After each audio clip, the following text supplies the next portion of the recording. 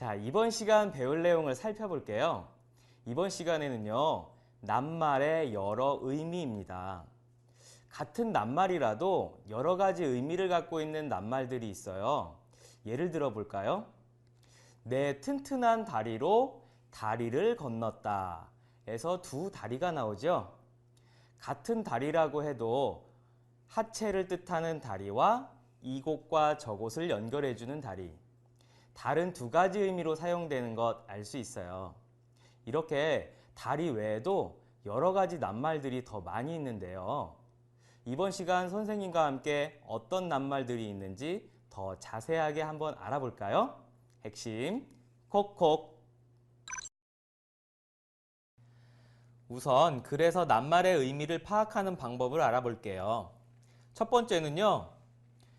글을 읽으면서 앞뒤 문맥을 살펴 뜻을 생각해 보면 돼요. 왜냐하면요. 보통은 앞뒤 문장들과 비슷한 내용으로 이야기할 가능성이 크기 때문이에요. 그리고 두 번째는 비슷한 뜻을 가진 다른 낱말로 바꾸어서 뜻이 통하는지 살펴보면 더 확실하게 알 수 있답니다. 이 방법은요. 나중에 실력 따지기 문제를 통해서 다시 한번 더 짚고 넘어갈게요. 그럼 여러 뜻이 담긴 낱말을 한번 알아볼게요. 대표적인 것이 얼굴이 있어요. 이 얼굴이란 낱말은 네 가지의 다양한 의미로 사용되는데요. 한번 하나씩 살펴볼게요. 자, 첫 번째, 얼굴을 바라본다 할 때의 얼굴은 눈, 코, 입이 있는 신체 일부를 뜻해요. 이 의미가 가장 많이 사용한다고 볼 수 있겠는데요. 두 번째는요. 얼굴을 들 수가 없다에서의 얼굴은 명예나 체면을 뜻하는 것이고요. 그래서 얼굴을 들 수 없다라는 의미는 명예가 실추되고 체면이 깎여서 부끄럽다라는 뜻입니다. 우리가 보통 부끄러울 때 어떻게 하나요? 얼굴을 가리게 되죠. 그래서 이런 의미로 사용하게 되었어요. 다음은 세 번째, 대한민국의 얼굴에서의 얼굴은 대표적인 본보기라는 뜻입니다. 우리가 사람을 처음 대할 때 가장 먼저 보는 부분이 어디지요? 대부분이 얼굴을 먼저 보게 되는데요. 그만큼 신체 중에서 가장 대표할 만한 부분이 얼굴인 만큼 본보기라는 의미로 사용되기도 합니다. 자, 그리고 네 번째, 새 얼굴이 등장하였다에서의 얼굴은 어떤 분야에서 활동하는 사람을 뜻합니다. 인물이나 사람이라는 표현 대신에 이렇게 얼굴이라는 낱말로 표현하기도 해요. 이렇게 얼굴은 다양한 의미로 사용되니까 사용하는 예를 문장으로 잘 기억해 놓으면 도움이 될 것 같아요. 자, 다음은요.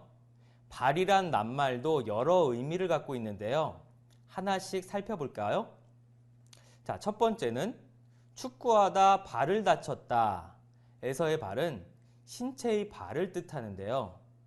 이 경우가 가장 많이 사용되기도 하고 우리가 흔히 발이라고 하면 신체의 발을 떠올리기도 하죠. 자, 두 번째는요. 경수는 발이 빠르다에서의 발은 걸음걸이를 뜻합니다. 경수는 걸음걸이가 빠르다라고 바꾸어도 의미가 통하죠. 조금 전에 선생님이 낱말의 의미를 파악하는 방법 두 번째 알려줬죠? 기억하고 있나요? 그래요. 다른 낱말로 바꾸어서 의미가 통하면 그 의미를 확실하게 파악할 수 있다고 했어요. 자, 이제 그 의미가 이해가 되죠? 자, 세 번째를 살펴볼게요. 호동이는 발이 넓다에서의 발은 활동 범위를 뜻해요. 사실 발이 크다고 더 활동 범위가 넓은 건 아닐 거예요.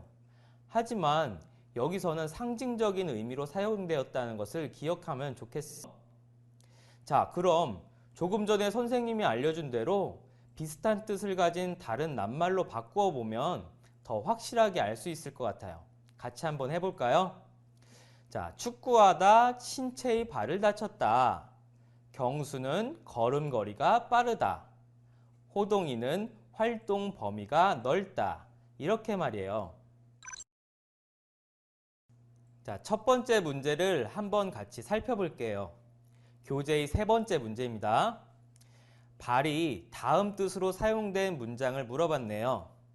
신체의 발이라고 제시가 됐네요. 자, 이런 문제는요, 각각의 발에다가 신체의 발이라고 넣었을 때 가장 자연스러운 문장을 선택하면 되는 거예요. 한번 해볼까요? 자, 1번. 축구를 하다 신체의 발을 다쳤다. 어때요? 자연스럽죠? 자, 다음.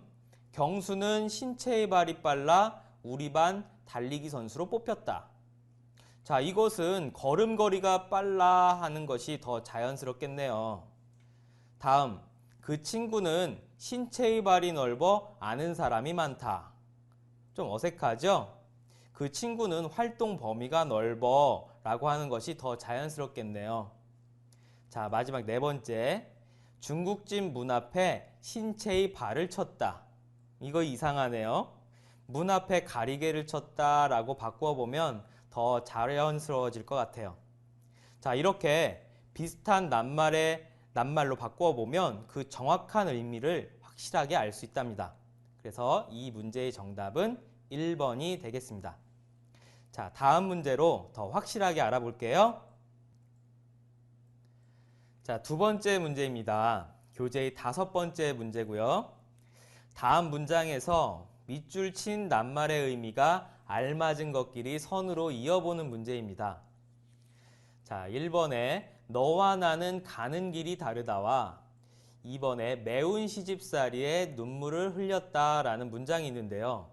오른쪽에 제시된 의미로 바꾸어서 다시 읽어보면 자연스러운 것이 답이 되겠네요. 한번 해볼까요? 자, 1번. 너와 나는 가는 개인이 살아가는 과정이 다르다.